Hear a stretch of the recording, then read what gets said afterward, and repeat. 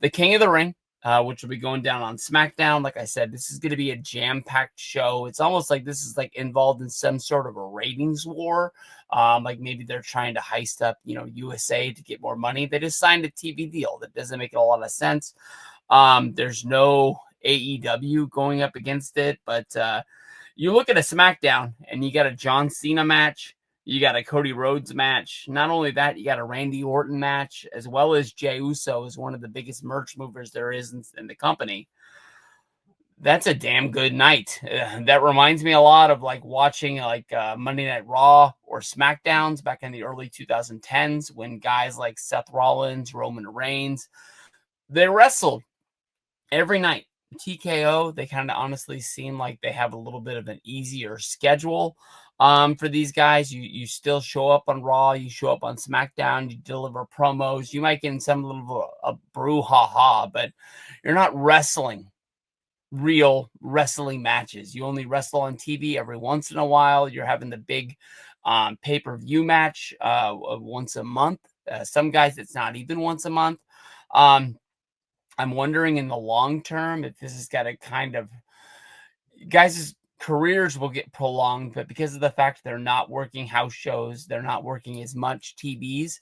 I wonder if these guys are going to get treated like movie stars where they're still able to sign these big contracts to keep them in the company, or if, deals will slightly go down because there's not the other shows and they're just not wrestling as much. They're still out there entertaining. I'm not really quite sure. I don't think it's going to hurt their bottom line that much as of yet. But Seth Rollins, he did an interview where basically he was talking about how TKO's new style is going to prolong his career, where he thought he was only going to go for 2 years. And now it seems like he might be able to go for as long as 5. Let's get down to this first match. We've got Sami Zayn from Monday Night Raw.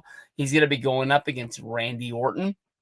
When you think about these guys and then moving along inside of the tournament, you got to be thinking about what championship they're going to be fighting for. Sami Zayn, he is on the Raw brand, which means if he won this, he would go up against Gunther. Randy Orton would be going up against John Cena. That is where the promo on Sunday. And I'm sorry, the promo on Friday on SmackDown came from, where basically Orton got involved in John Cena's opening of the show, saying that, he's been around so long. He's a big time champion. He wants to hold the championship one more time. He doesn't know how much longer he's going to be going. He was that close at Backlash. And when it really comes down to it, the only reason why he didn't win it was because of R-Truth coming down and getting involved inside of that match. If Orton wins this, he's one step closer, to getting towards John Cena. Sami Zayn would be going up against Gunther, who he's not the last guy to beat Gunther, but he is the last guy, I guess is the way to say that. He beat him at WrestleMania 39 for the Intercontinental Championship. Then, of course, after WrestleMania, when he lost the Intercontinental, he regrouped. He found a way to win the King of the Ring tournament, which made him the number 1 contender against Damian Priest at SummerSlam. And, not only thanks to Finn Balor on the outside and the crumbling Judgment Day, Gunther became the World Heavyweight Champion. So it is possible for this whole thing to come down. If you go back to Monday and you saw what was happening, Sami Zayn, I think, is preoccupied. Sami Zayn was going to the general manager, which was a fill-in. So it means it would have been not Adam Pearce. I always get stuck on the SmackDown guy. But he was running to the principal, basically asking for a match against Karrion Kross next week on Monday. If Sami Zayn is running to the principal, basically asking for a match against Karrion Kross, it makes me think that Sami Zayn already believes that he is, lost this match and he's looking for his next feud somewhere along the way. There's going to be a lot of fans out there that are really pumped that Karrion Kross is going to be wrestling on television. Of course, this last televised match would have been right before WrestleMania 41 when he had the match against AJ Styles. The week after WrestleMania 41, Karrion Kross on his own YouTube channel. I haven't had a chance to check out his podcast. I haven't heard anything really about it if it's already launched. But the last thing that came from him that I saw was on his YouTube channel. He made his own documentary that I think skated the line, basically going up until his promo at the WrestleMania post show. I was about to say the press conference, but he wasn't being interviewed. He just came up there on the stage and just basically took over, uh, running down WWE, which, they released his T-shirt, but we're here in June now. That happened April 20th, I believe. And this guy's been on television, but he actually hasn't actually wrestled in a match. So wheels turn slow sometimes in WWE when people are hyping themselves up to where WWE has to figure out, is this somebody that the fans really believe in, or is this somebody that's just causing a little bit of buzz, but they're going to be a flash in the pan? The Zack Ryder push of 2010 didn't happen overnight. Basically, I felt like he blew up at WrestleMania 27. I think that the gathering of wrestling fans, the first time I saw one of the Ryder videos, Miguel freaking yeah 88, he was playing it in the car. That was like the first one, I believe, when Ryder had a press conference for WrestleMania. Triple H showed up. It was it was a good episode, and I started watching the show after that. But I mean, he really didn't start getting used on TV more frequently and actually getting wins until later that year. I believe his big win against Dolph Ziggler would have been at TLC, so that would be the December pay-per-view.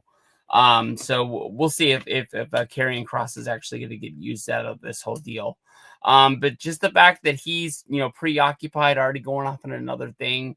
I think Randy Orton's going to win this match. They've already set the plans with him getting close to Cena.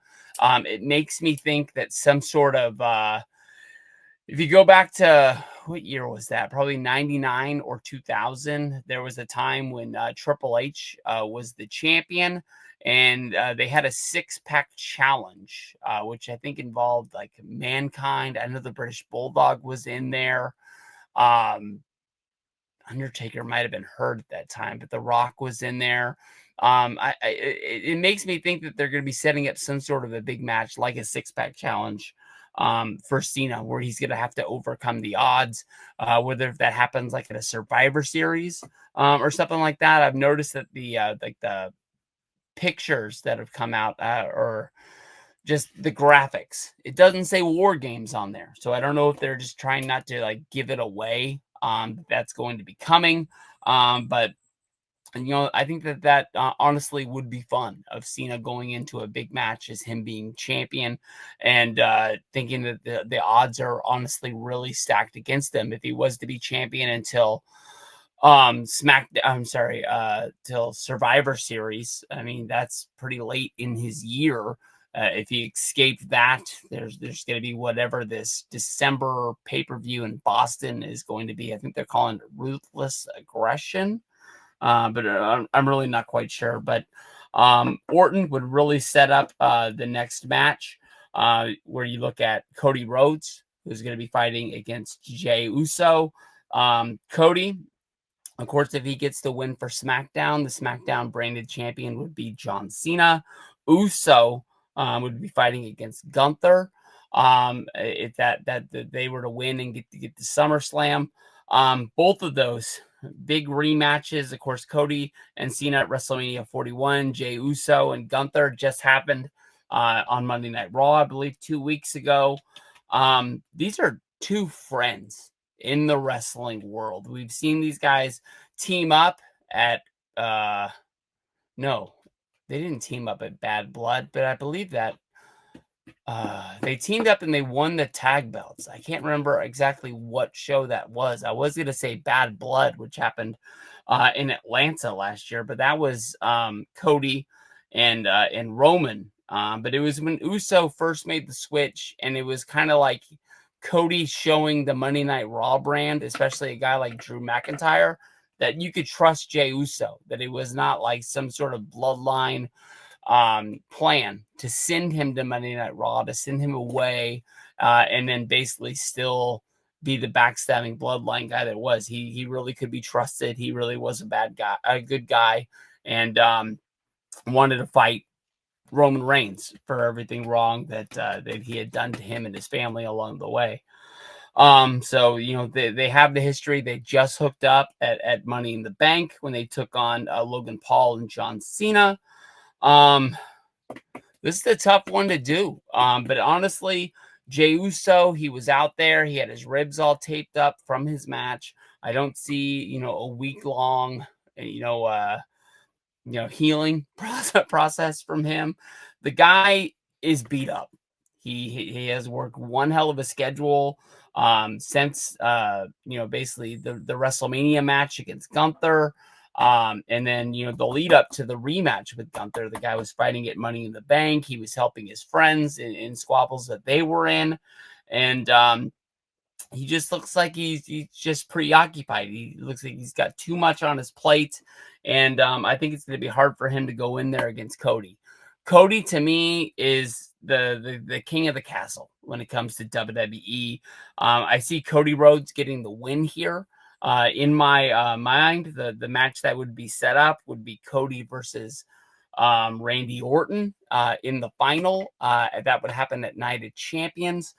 There's a lot to put on the plate there. And I mean, WWE, when it comes to like the pre-show, they could build one hell of a video package going all the way back to Legacy. When was that? 2008, 2009. When Randy Orton, he took Ted DiBiase as well as Cody Rhodes under his wings, basically they all being third generation superstars. There was a guy named Samu that was there for a good minute. I think he's related to the bloodline somehow. The only guy in the bloodline to ever really flop in WWE. I think he joined Legacy, and within like a week, maybe even 2 weeks, he had like one match on television. I don't even know how they kicked him out of the group. I think he just disappeared. But that would be one hell of a setup. Both of those guys, you could get there, but I think the match that everybody's gunning for is Cody Rhodes against John Cena come SummerSlam. And I'll tell you the truth, I think you build all the hopes up, and especially you have all the people that aren't really believing in John Cena's heel turn. I think the problem with John Cena's heel turn is that people just they've never seen John Cena as a heel. It was a long time ago when this fool was fighting Brock Lesnar. He was spitting the rhymes. When he got over, is that they turned him babyface, honestly, really, really fast. And it's been a long time since we've seen him a heel. A lot of people have never seen him, so they don't like this style. They like the style where John's going to go out there and do anything it takes to win the match. And now the only thing he's thinking about is keeping that championship. It doesn't matter if it's a win. It's just that he gets to keep the belt. It doesn't matter if it's a disqualification. It doesn't matter if it's a count out. He just wants to go down as, the last real champion. And he's going to do that any way possible, although he is asking for tougher competition. And when it comes to WWE, CM Punk himself, who is the number one contender right now, said that Cody was the best they had. So I don't know why, CM Punk would take this shot. I think he just wants to teach Cena a lesson, and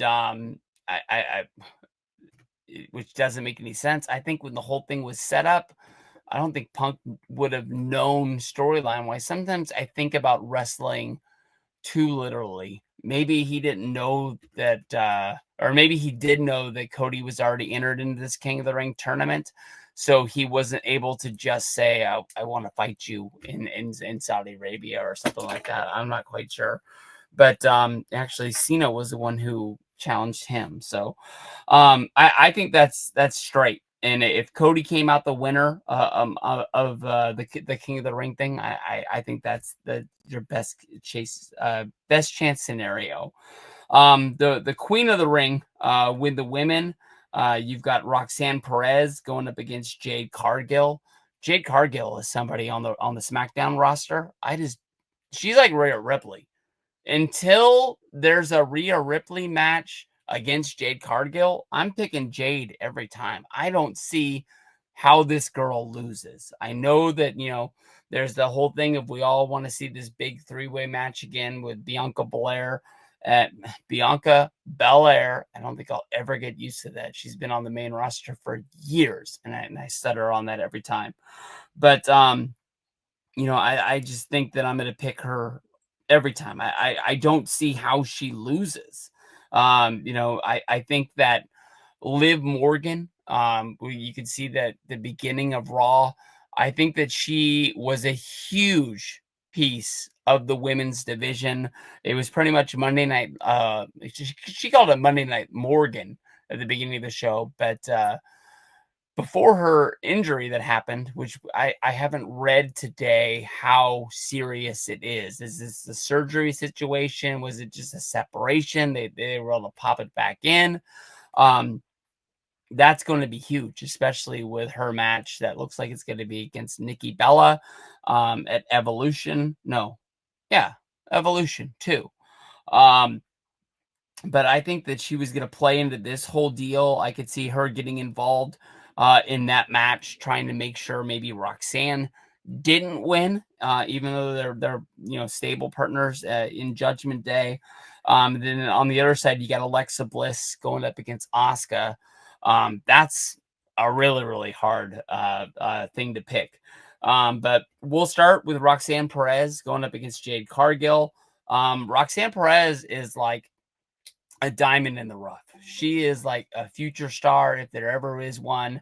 On the Monday Night Raw brand coming up from NXT. I can't tell you that I watched a lot of her run or any of her run in NXT. She kind of is a real big surprise to me, but the way she hung around in the Royal Rumble and they trusted her to be in there for, I believe, over an hour, and then her having the awesome showing inside of the Elimination Chamber. She was my pick to win the Chamber. I thought that she was doing so well as a rookie. She really didn't get used at WrestleMania, but here she is, as a shining light of the Raw division. Jade's just hard to pick against. I don't know how to do it, but I think that Liv was going to be involved in this match somehow to sort of push on the Judgment Day storyline, which I hope isn't going the way of NWO 2002 inside of the WWE when Kevin Nash got injured, and then all of a sudden Ric Flair, of all people, just says to begin Monday Night Raw the next week, I'm dissolving the NWO, which basically, Shawn Michaels is the manager. He's gone. Booker T, he's just going back to being Booker T. X-Pac is going back to X-Pac. It's just everybody's on their own. These guys aren't partners anymore. Everything that was going down in WWE, honestly, is done. And then on the other side, you've got shoot, I just lost that completely. This is kind of hard to do by myself. Jeremy as like the ship leader is honestly really, really good in this. I don't think I've made a 23-minute video in a long time. Jade, I think she's got championship dreams, and I think that she's going to get there. I just don't know how long WWE wants to kind of like keep her waiting in the wings to get there, but she's close right now. Jade is who I'm picking to beat Roxanne. Like I said, I think it's going to take some sort of weirdness. I don't know if they're going to keep going with the Liv's partner, Raquel. I don't know if they're going to keep going with that, where maybe she'll get involved in this match where she's trying to do the bidding of Liv, or if Liv's just going to disappear, which opens the door of like, remember what happened when Dominic was left on his own in the Judgment Day when Mommy was hurt. That's when Liv Morgan, started warming up to him and started leaving her key card and all kinds of things, trying to get at Dominic because she wanted what Rhea Ripley once had. So in that match, I'm going to take Jade Cargill. The next match with Alexa Bliss and Asuka, that's a hard match to pick. I didn't pick Asuka to win her four-way because of the way that she just came back from her knee injury. And I didn't know how she would be pushed so fast inside of Monday Night Raw. I thought that Stephanie Bakir was going to get the win, but Alexa Bliss on SmackDown, she got the real big comeback at the Royal Rumble. It looked like she was going to be something big going into WrestleMania, and then all of a sudden, she disappeared. I still think it has to do something with the Wyatt Six, but now that they've been back, but it's almost like they're gun shy with them. They're not getting used as much as I thought they were. It's like the 1 year anniversary of the Wyatt Six coming. I remember when they showed up, it basically looked like Chad Gable got killed. He looked murdered out there. How did he cut his head all up? He's bleeding, and just laying there, and he just showed up on Raw the next week. And it is what it is. But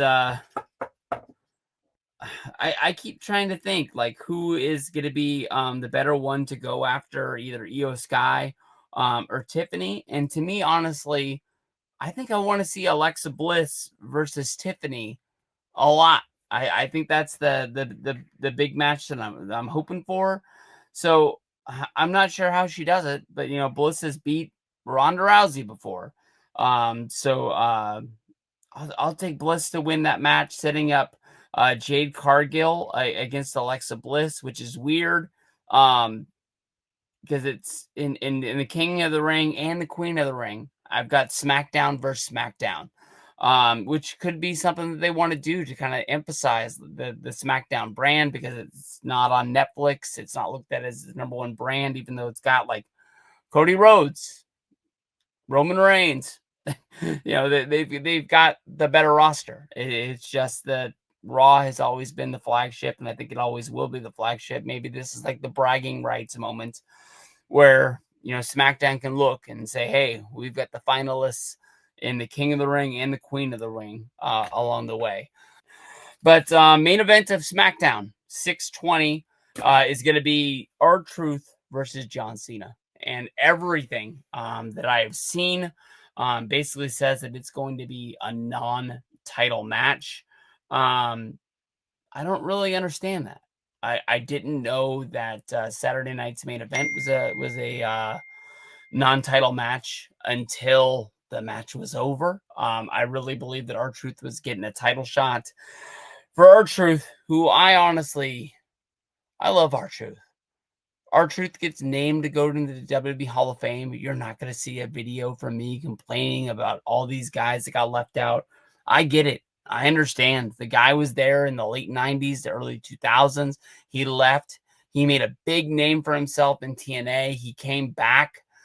I want to say he made his return in like 2010. It's 2025. This guy survived, all those years where, we saw the ups, we saw the downs, the Capital Punishment pay-per-views, where he was supposed to be the biggest heel in the company, but in the long run, I think he was just a stopgap, which I hope plays in to Friday. CM Punk challenging John Cena at the Money in the Bank show. If you go back and you remember the Monday Night Raw of the pipe bomb, where CM Punk got the microphone and really used it for the first time the way that he did in his days before coming to WWE. It was R-Truth versus John Cena. I believe it was like a tables match. Maybe it was just a normal match, and CM Punk helped R-Truth throw John Cena through a table, and the match ended in disqualification. But Cena was laying there in the ring, and Punk grabbed the microphone and said that this was only going to take a minute. He hoped that John Cena was comfortable so that he could listen to what he had to say. And then he ran Cena up and down, and then he ran the WWE up and down. It was almost like him trying to get his last thoughts off, because in storyline, he was leaving WWE. Of course, then the whole storyline was like Vince McMahon trying to re-sign Punk because all of a sudden he realized how big of a star he was because of one episode of Raw. It's funny because they did a double taping that night in Las Vegas, at the UNLV Thomas Mack Center. They had to like storyline suspend CM Punk from being at Raw the next week, even though he was just in the locker room. It's not like they grabbed his bags and they threw him out the back door and said, "See ya, Punk." Which, honestly, if it comes down to it, if they would have realized how big that would have blown up, they should have used Punk on that next Raw. But they write those shows probably shows so far in advance, especially with it being a double taping. Hopefully, Raw wasn't 3 hours at the time, but I don't know. But I would love to see it. The CM Punk promos for this John Cena match. I think he's trying to walk up in the batter's box and just knock a grand slam to win it. Punk delivers good promos almost all the time, but these ones just honestly haven't reached to the TV and grabbed me. So the reason why they're doing this match is to set up something with Punk. I would love it. I think it would just make this SmackDown even bigger if you add CM Punk to the mix. They haven't really released like the graphics on Twitter saying who's going to be there and who's not going to be there. So I am looking forward to seeing Punk to be is going to be. But this R-Truth versus Cena match, do you really want to see R-Truth out there hitting all of his moves against John? Do you want to see John just bury him yet just once again, which doesn't really make a lot of sense? I think if you would have kept Truth and Cena separate, but had the kind of delivering promo lines back and forth, you could have built R-Truth up to the point where he could have been a United States champion, an Intercontinental champion, where people would have believed it. But now you're bringing something in, you're making it seem like it's a big deal. You got Triple H on the press conference basically saying that this was all a work, it's all a part of the show. But you put Truth in a situation against John Cena, you could have like a 2002 moment, like with The Rock and the Hurricane right before WrestleMania 19, and you could have Punk involved in this match, making sure that Cena lost to embarrass him in a non-title match to R-Truth. But how does that really help R-Truth in the long run? I guess if what I talked about earlier with Cena and some sort of like a 6-pack challenge at Survivor Series, where you stack the deck against them, you could have something where you've got Sammy, Orton, Cody, Uso, you've got R-Truth in there going after Cena, and that's kind of like a Cena moment of like, how is he gonna do it? How is he gonna overcome this one? But this just seems like mindless filler that I kind of related to Triple H versus CM Punk at Night of Champions 2011, when the match was supposed to be Kevin Nash against Punk, and then they made it seem like those guys couldn't work together. And then all of a sudden on the Go Home Raw, they just have Triple H pull Nash into a room and said that this match isn't going to happen, that he's going to replace him. And Punk got huge. Punk got really huge. But as huge as he got, that was with WWE putting the chokehold on him. And, Triple H beating him at Night of Champions really didn't make any sense. So I don't see this match going any other way than the last match that we had at Saturday night's main event. And I don't think this time Cena is going to, take it easy on Truth. I think he's going to knock him with the belt, honestly, as soon as he can. It's going to be night. And Cena's going to get the win here. Cena has to worry about Night of Champions, which is on the 28th. Only 8 days later, Punk versus Cena over there in Saudi Arabia. So Cena's going to get the win on SmackDown. And I think, honestly, that's about the only way that can happen.